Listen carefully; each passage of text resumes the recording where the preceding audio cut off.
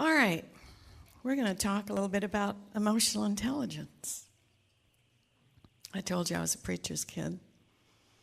We talk a lot about sanctification. I bet you every one of you in this room's got a different definition for sanctification. Well, let me give you mine. Sanctification is the process of learning to live life, exhibiting behaviors that always give you positive outcomes. And that's what we believe that emotional intelligence is all about. So let's fly through some of this information. You can go to my website anytime you want to. You can get these slides and refresh your mind about them. So let's do some brain benders. What's the rule when I'm speaking? Get up and move around anytime you want to. Good. All right, let's go. Top left.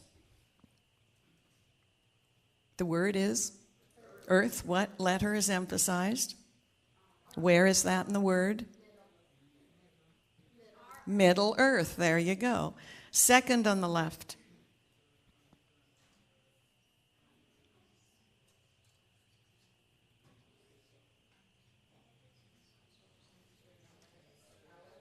This is not rocket science. What are the words? Others is one. What's the other one? Concern. How many concerns are there?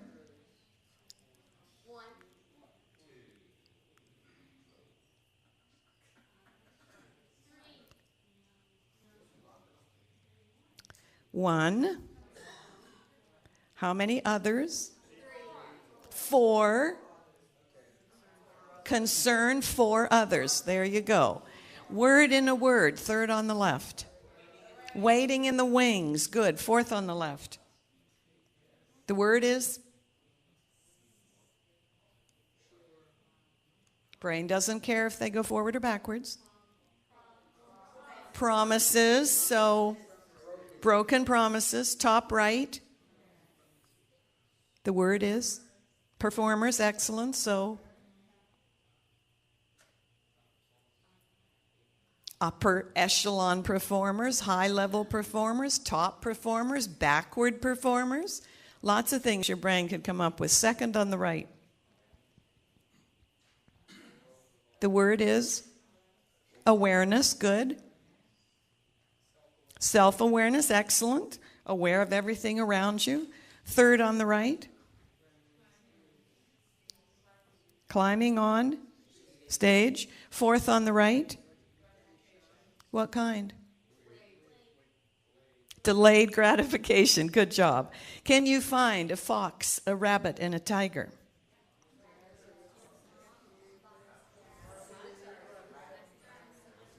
Who's got the fox? Who's got the tiger? A few of you. All right. The tiger is an illusion in the branches. Do you see that? There's a couple of eyes. Where's the rabbit? In its mouth. We hope he's not hungry. All right. So here's another working definition. Emotional intelligence involves the ability to know what feels good, what feels bad, and how to get from bad to good in a way that results in positive outcomes. I don't know about you, but I know when I feel bad, and I know when I feel good. And many times I have gone from bad to good, which every brain wants to go to because the brain was designed to feel good. Nothing wrong with that. But I've gone from bad to good in a way that didn't always give me positive outcomes. And I work with large groups of people who have addictive behaviors. That's all an addiction is. It's a behavior that is intended to move you to feel better when you feel bad. But it often happens in a way that doesn't give you positive outcomes. How many of you read Goleman's book when it came out mid-90s on emotional intelligence? Anybody? Yeah, a couple of you did. It was landmark. Nobody had hardly ever heard of the term emotional intelligence back then. They didn't know what it meant. They didn't know how it would affect them. They had no idea that there was a continuum on which you could plot behaviors, and you could say, that behavior is pretty high on the continuum because it moved the person from bad to good, but they got positive outcomes, versus the ones that are lower that move them from feeling bad to feeling good but have negative outcomes. And then there's some you can't even plot on here. They're way down here, absolutely abysmal. It's interesting as you begin to raise your EQ, and every one of us can do that, you start recognizing behaviors around you that you did not see before. Before my hip went south, I like to drive cars that had 4 on the floor. Little old lady from Pasadena. One of my favorite cars was a 240Z. Do you remember those? Yeah. Okay, well, I had a couple of those. I had a really hot psychedelic green. Go ahead and laugh. It'll be good for you. You'll pump a little serotonin. I remember driving 45 minutes. A friend of mine drove me to the dealership to pick up my first 240Z, and here's this beautiful psychedelic green. I was just feeling so good. I thought, I've got something very unique. I'll be the only woman in the Napa Valley with a 240Z that's this color. Yeah, right. Once I was in it and driving it, I somehow became more aware of the cars around me, and I'd counted 15 by the time I got home, and I was really depressed. So when you become aware of something, it increases your awareness of what's around you, and that can be really, really helpful. So I don't think there's anything new about high EQ behaviors. I think they have been around since our species hit the planet. But what is new is we've got wonderful new research about emotional intelligence and how critically important it is to successful living. So here's the research. It's important because it's half of your success quotient. How successful you are in life is a combination of whatever your IQ is plus whatever your EQ is. So we're born with an intelligent quotient, potential. Few of us ever reach our IQ potential. You can raise your IQ by 5 to 30 points, depending where you start, if you want to work on it. But eventually you would come to a ceiling. No ceiling with EQ. You don't inherit EQ. You learn that. You develop that, but there's no ceiling. The sky's the limit. It's wonderful. So how successful you are in life is IQ plus EQ. But here's the kicker. They don't contribute equally. Your IQ contributes at most about 20% of your success in life. We find in studies of businesses, successful managers don't necessarily have a very high IQ, but they've got a very high EQ. And the less successful managers often have a very high IQ, but a very low EQ. Because EQ is worth 80% of your success in life. So I work on my IQ periodically. You know, I get SAT tests and, go through them and raise my IQ a little, hopefully. But I spend most of my time on EQ because that's going to contribute to my success. So think about when you drive home tonight, and you can go anytime you want, JR. Because I know you got a long way to go. Was it not marvelous he drove 3.5 hours to do a concert for us? Oh, it's just wonderful. Changed my life. I've heard him on record, but I've never seen him play before, and he's absolutely right. Music is meant to be seen as well as heard. So think about, what'd you learn about EQ growing up? Did you learn anything? I didn't. I learned zip. And it's not because my parents didn't love me, but they didn't know anything about EQ, and if you don't know it, you can't teach it. So when we started learning about this, I realized that I could raise mine to significant benefit in my life. So I started working on it, and it's amazing how quickly it goes. It doesn't show up in IQ tests because it's got nothing to do with IQ. However, Dr. Singh, S-I-N-G-H, from India, has created a set of questions, an EQ assessment, that is out being vetted now with the expectation that eventually it will be used by companies to give to prospective employees. So you want to go work for a company, you'll fill out the application for your job, and you'll fill out an EQ assessment. Because organizations are beginning to understand the value of hiring people who have high levels of EQ. And we'll talk about that. And the first takeaway is because there's a huge difference between people whose behaviors cluster at the low end versus people whose behaviors cluster at the high end. So I brought you two examples. Here are characteristics of people who routinely exhibit high EQ behavior. Characteristics of people who exhibit low EQ behavior. An average is somewhere in the middle, a little bit of each. Now, if you're an employer, who do you want to hire? I mean, it is a slam dunk, duh. You want to hire these people. And I'm telling you, as a preacher's kid, if the members in my dad's congregation had high EQ, my life would have been different, so would his. Because ministers spend a lot of their time dealing with conflicts between members, all of which represent low EQ. And it wears out your minister.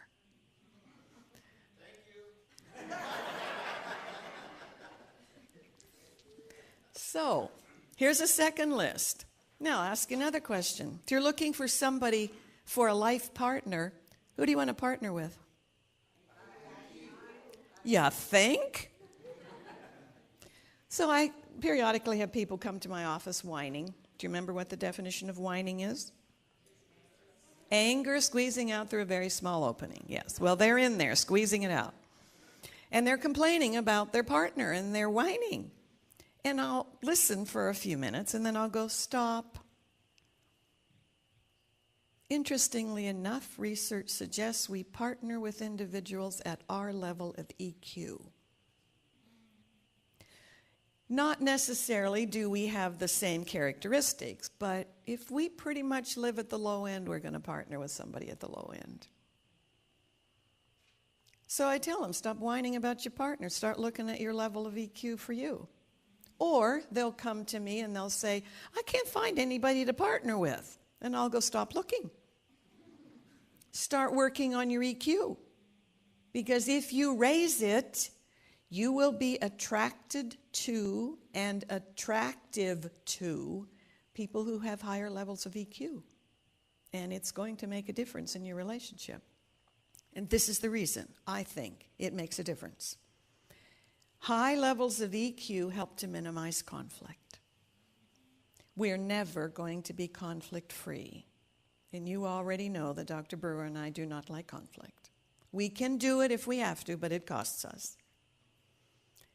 High EQ helps to minimize conflict. It's everywhere. We're never going to get rid of it. But if you can minimize it, so much the better. I do this seminar for every new employee that comes to the St. Helena Region hospitals because 2006 statistics, managers spend 18% of their time managing employee conflicts. It's nearly a fifth of what we're paying them to manage employee conflicts. And when you plot those conflicts on the continuum, where do they fall? They're all low. So in a recession, when you cannot really get more business, if you could reduce the amount of time managers spend managing conflict, they could get on with the business that you're paying them to do. And if ministers could get on with the business of helping people understand God's free gift of salvation, instead of spending time trying to resolve conflict, we just might have the latter rain. So it is to everyone's benefit to look at your level of EQ and see if you need to raise it. In my brain's opinion, every one of us does. How many of you are familiar with the Stanford Marshmallow Experiment? Any of you? A couple of you. Okay. Love this experiment. Let me tell you about it in my own words. Walter decided he wanted to evaluate one characteristic, the ability to delay gratification. He picked 653 4-year-olds. He didn't specify particularly the reason he picked 4-year-olds, but my guess is that's about the age where the reality principle starts to develop. You know, up until then, kids don't know the difference between pretending and real. And unenlightened parents and teachers often punish them for this. I had an imaginary playmate when I was a little girl. His name was Little John Deerfoot. He was a First Nation little boy. Don't ask me where he came from. But if I could just pull a DVD out, I can just see him as clearly as if he was sitting right on the front pew. Darling little boy. And I would chatter with him and play with him, and one day I made the serious error in judgment of telling my mother about Little John Deerfoot. And I got grounded at the age of 4 for a very long time and sent to my room for lying. And she didn't mean to be mean. She didn't understand brain function. But about age 4, you start knowing the difference, and that's when kids will say, well, I have an imaginary playmate, and I know you can't see him, but I can. All right, so here's the deal. He said to these kids, I'm going to give each one of you a marshmallow, and you don't have to do a thing to get it. Yes, hold your hand out, I'll give you a marshmallow. But here's the deal. I got to leave the room for a few minutes. Do you remember when you were 4? How long is 15 or 20 minutes when you're 4? It's a fur piece of time because it's such a small slice of your pie. He said, I don't care whether you eat it or not, but if you wait till I come back to the room and you can show me your marshmallow, guess what? I'll give you 2. So he starts handing out marshmallows. And there's graduate students all around the room, and they're videotaping every sound, every move. And they watch these kids. Some of those kids had the marshmallow crammed in their mouth before he'd finished passing them out. Some of them waited a few seconds, but when the door closed, popped it in. And you watch these kids. Some of them ate, this is 4 years old. Some of them ate their marshmallow, and then they went around and started bullying other kids trying to get their marshmallow from them. Isn't that interesting? Because bullying is learned. So they watched these kids. Some of them appeared to think differently, even at the age of 4. So one little boy went over in the corner, lay down, put his marshmallow down, went sound asleep. Walter came back. He wakes up, grabs this marshmallow, runs over and says, see my marshmallow, give me my other one. One little girl gathered some other little girls around her and said, put your marshmallow behind your back. Well, how smart is that? You still might feel it, but out of sight is sort of out of mind. She said, I'm going to tell you stories. We're all getting marshmallows. And they did. One little boy, a couple of little boys, and you know, males have more M cells in their retinas, so they're more motionful. Feel free to get up and move anytime you want to. I watch him. I've never been that motionful in my whole life. They said, let's form an army. So they're hup 1-2ing it all around the room so they can get a marshmallow. My favorite little boy, red hair, freckles, hair standing on end, and he's standing there, and his marshmallow is right here. And he's looking at it, and he's smelling it, and he's licking the corner. And he's just, oh, it's right here. Did he wait? No, he didn't wait. He couldn't stand it. It's too close to his mouth. So, Walter comes back to the room. How many of those 653 kids could show him their marshmallow? More than 52. Give me a fraction. Slightly over 30%. 32 point something could show him their marshmallow. Pretty amazing. 14 years later was the first big evaluation of this longitudinal study, which means it's still going on. You know, you mentioned YouTube. You can go to YouTube and you can watch them doing this very same experiment with little kids, and it's fascinating. Sometimes it's only with 2 or 4, but it's fascinating. So they got the names and addresses of all these kids, and graduate students went out and interviewed them and their parents and their peers and their teachers. Extensive interview to see, is there any difference in their lives now based on whether they got a second marshmallow or not? Nobody knew what they would find. And to me, the results were staggering. There were seriously, statistically significant differences between the 2/3 and the 1/3. And this is what I thought was the most significant. Any child who got a second marshmallow, didn't matter how, fall asleep, march, tell stories, anyone who got a second marshmallow averaged 200 points higher on their SATs. Okay, tell me what it means to you to average 200 points higher. You can usually get your college of choice. What about grants? You don't have to borrow money. You get grants. It's huge. And they averaged 200 points higher. Many of those kids were already taking college courses. Many of them played music, track and field. Some were on the Olympic team. It was staggering how different they were. So after that year 14, this was the conclusion. The quality of self-control at age 4, defined as the capacity to delay gratification as one single skill, is twice as powerful a predictor of later success in life compared to IQ. And now they've got some other markers to bring us up to 80% of how successful you are is all about your EQ. So what is it? Well, researchers have identified 8 behaviors that are commonly seen in people whose behaviors cluster at the high end.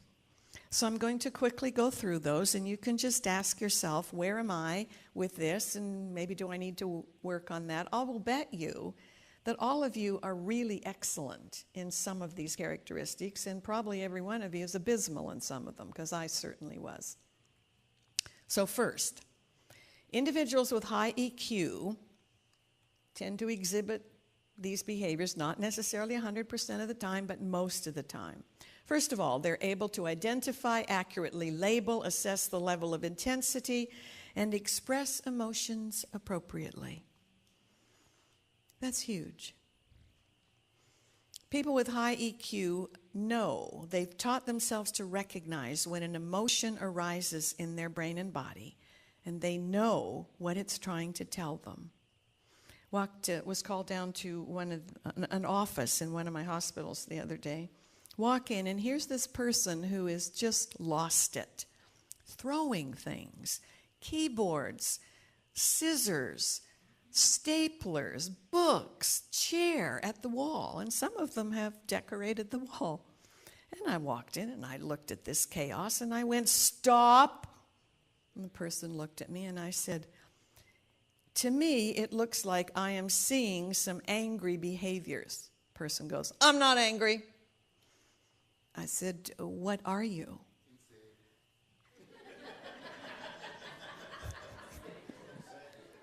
Well, we're all a little insane. The person goes, "Well, I'm just a little frustrated." Didn't even know the person was angry, unable to identify that, and immediately into a behavior that he's going to regret for a long time. That's where I think all crimes of passion occur. Low EQ. Something happens to upset you, into the behavior, have no idea what emotion has surfaced. 2, they know what the emotion's trying to communicate. Huge. only reason we've got emotions, and why it is so clear we need to learn what they're supposed to be telling us. Remember, the heart is the seat of emotional intelligence. So, I only talk about the 4 core emotions. I told you this morning that's because those are the emotions that you can see on the face of the fetus during pregnancy, depending on what's happening with the mother. Joy, anger, fear, and sadness. So when joy surfaces, it's a signal, it's information, but life's going pretty well. It may not be flawless, but you have the tools and the support system to deal with the ups and downs of life. When anger arises, it is a signal that your boundaries have been invaded. So, when I'm molested at 11, anger is the appropriate response, because my boundaries have been invaded. Fear, that tells you that you're in danger some way, so that you can quickly recognize that and take appropriate action to protect yourself and the people you love. And when sadness surfaces, that's a signal that you've experienced a loss of some type, and you're given energy to grieve that and heal it. Now, here's the problem in our country. Males are socialized to stop at anger for fear and sadness as well as anger. Women go straight to sadness. So think of this as a staircase: joy, anger, fear, sadness. If you're female and you go to sadness when the appropriate emotion is fear, anger, you've got a long way to climb up. And if you're male and you stay at anger when the appropriate emotion is fear or sadness, you're never going to get those others resolved. Biggest reason for couples breaking up when something really sad happens. She goes to sadness, he stops at anger. So we really need to take a look at this. Able to delay gratification, exhibit good impulse control. All right, that's Walter's research has become characteristic number 3. I was lecturing in Florida Hospital Waterman, teaching this to the managers. When I got back to California, the ER manager called me on the phone, and she said, I have to tell you this story. Said, I went home, I have 2 children, girl 26, boy 24, girl was home. She said, I just thought that marshmallow experiment was marvelous, so I told my daughter about it, and I said, what do you think you kids would have done if you'd been in the original experiment? She said, my daughter said, well, I know what my brother would have done. And the ER manager said, I jumped to the conclusion that he would have eaten it. But I remembered you said jumping to conclusions was low EQ, so I kept my mouth shut, and I said to her, well, what do you think he would have done? She goes, Mom, he would have gotten the second marshmallow. She said, I was so stunned I had to sit down. I said to my daughter, what makes you think he would have gotten the marshmallow? She said, well, Mommy turns everything into a rule.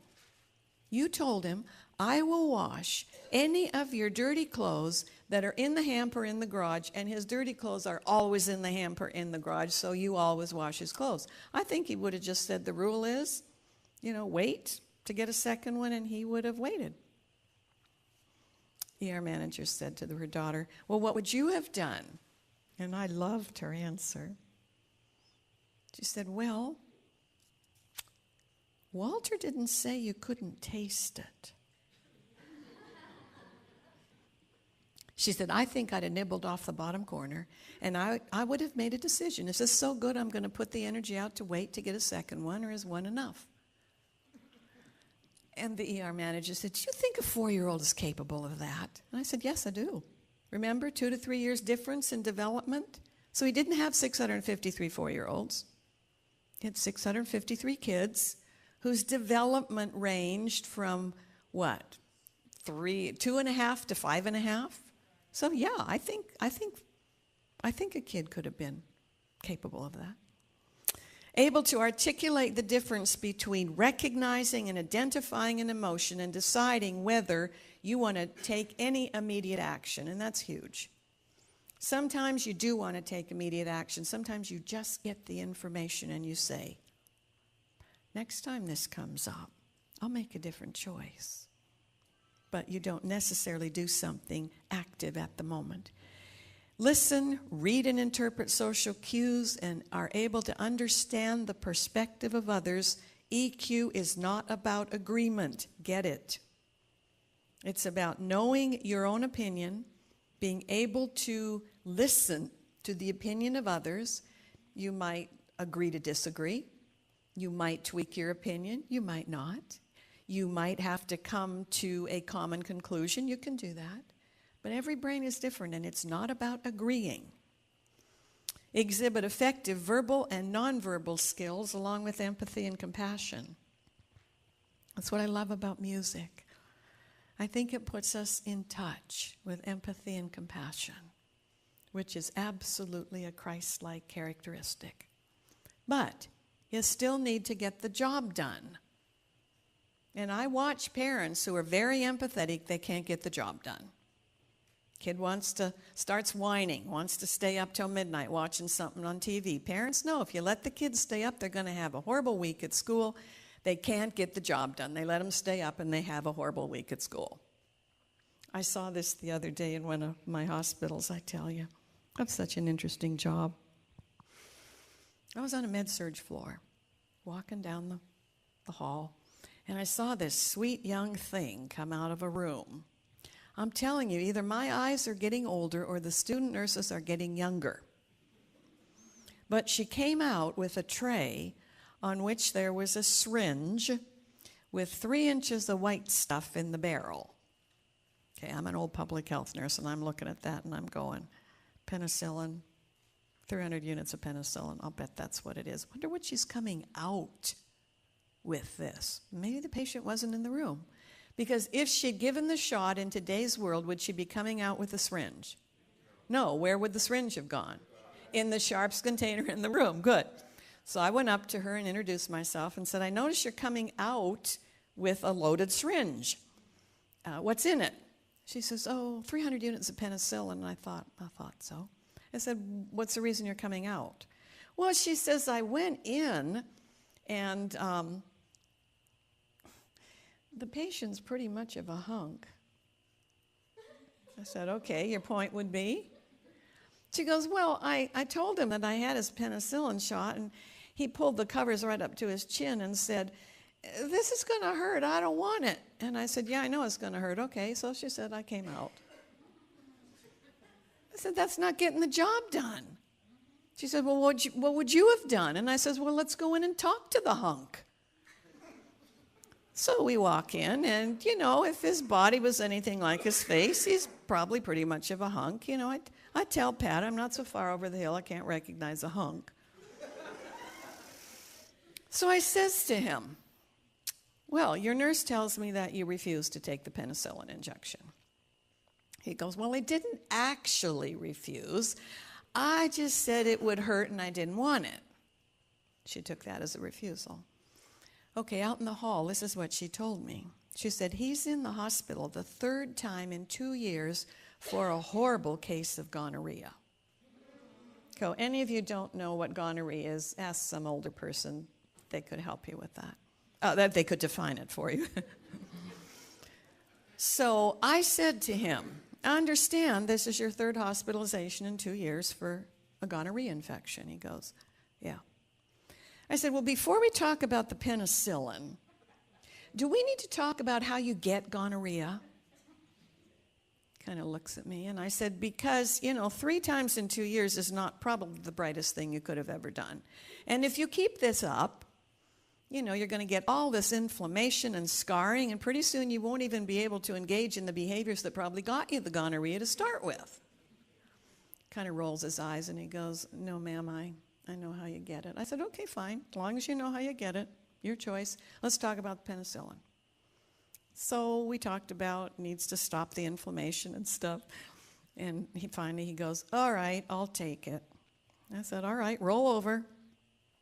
Well, I found out later this was her very first injection in a real patient outside of sticking a syringe in an orange. Okay, I started the first VD clinic in Napa County. Gave a lot of 3 million units of penicillin. I prided myself, really, look at the upper outer quadrant of the person's posterior. Mentally put a dart circle on there. And then you just take this and you whack it in like you're throwing darts. And you go right up to the hilt. And it hurts a whole lot less. And I got so good at it. Once in a while, somebody would say, when are you going to do it? And I go, I'm already done. All right. This is how she gave the shot.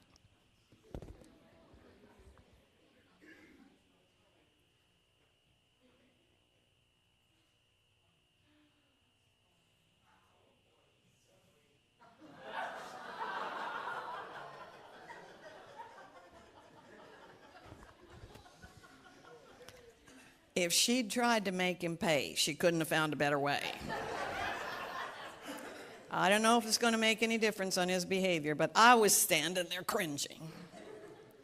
Able to manage own moods and feelings effectively. A mood is simply a feeling that you choose to hang on to for a long time. There's something you can do about that. And 8, this is where I started.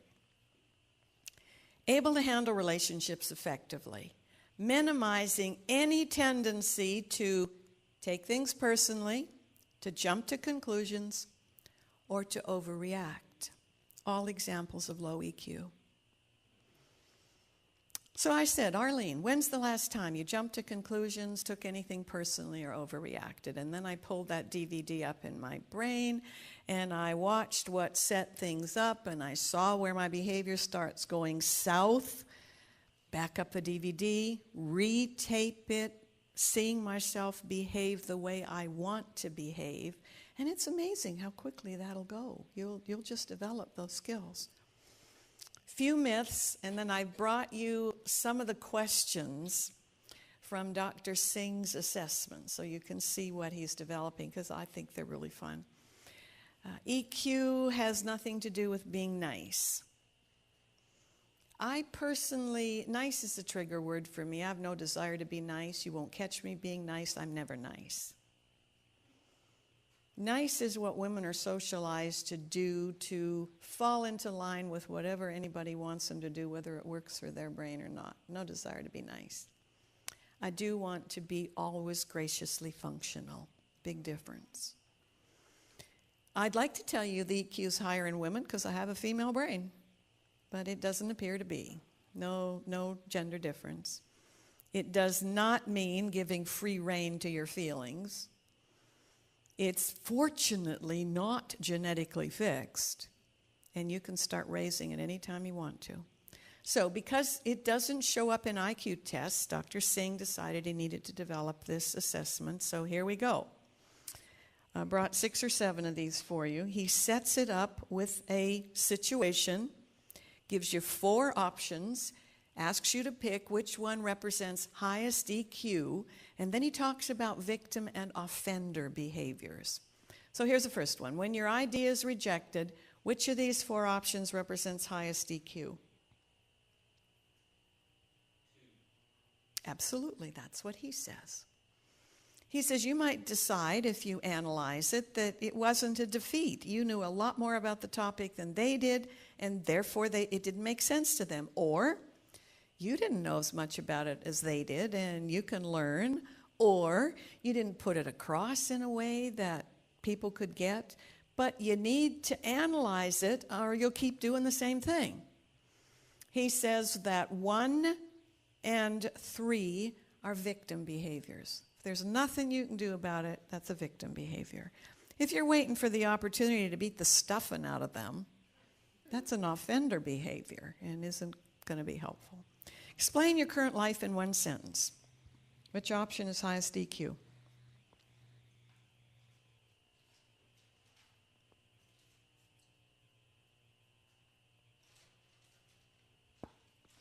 Two. But look at the way he worded it. A contented person who has what could make you happy.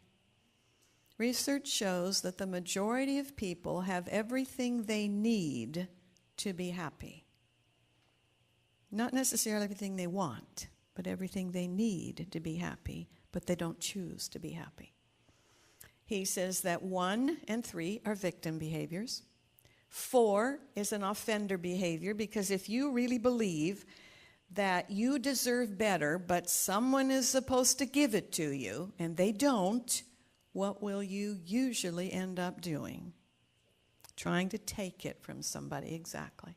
When a hearing impaired person in your group misunderstands a phrase, what do? Which is highest EQ?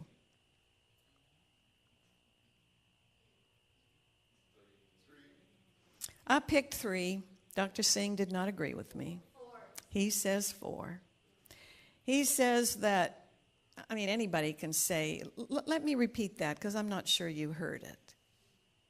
But unless you role model something, you really haven't taught the group that everybody needs to speak up a little bit more clearly.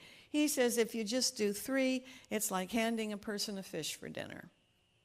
But if you do 4, it's teaching them to fish, which was an interesting concept for me, and probably a little bit reflects I lean toward introversion. I mean, I have no problem saying, let me repeat that for you, because I don't think you heard it. But where do I go from there? And immediately my mind went to, so what am I going to say? Come on, you guys, look at the guy here in the orange shirt. Obviously, he's deaf as a post. So let's try to speak up. I'm sure I could find a gracious way to do it, but I didn't think of it at the moment. When you hear from a third party that someone made a negative comment about you or a friend of yours, what's highest EQ? 1 is definitely not what Singh said. He says 3. He says spend just a short amount of time saying to yourself, if this ever comes up in conversation, be ready to just make a calm statement and let it go. And he says, here's the deal. 85% of the time it won't come up unless you bring it up. Because, yesterday's news is yesterday's news. But be ready to just say something calmly and then let it go. And that's very helpful. 1 and 4 are victim positions. And 2 is an offender position. When newcomers with different opinions attend your group, which is highest EQ? 3.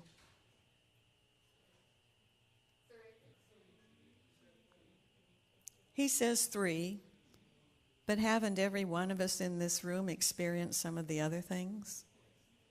Absolutely. When classmates comment you're not smart because you don't know the lingo, what do you do? 4. Singh says 4.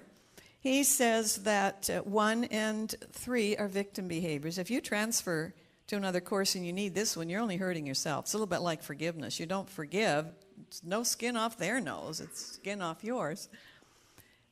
And this is a free country last time we checked, so telling them to keep their opinions to themselves is none of your business. Now, the last one. I was presenting this to a freshman class at a university. Got to the 7th question, the last one I brought, and they couldn't do it.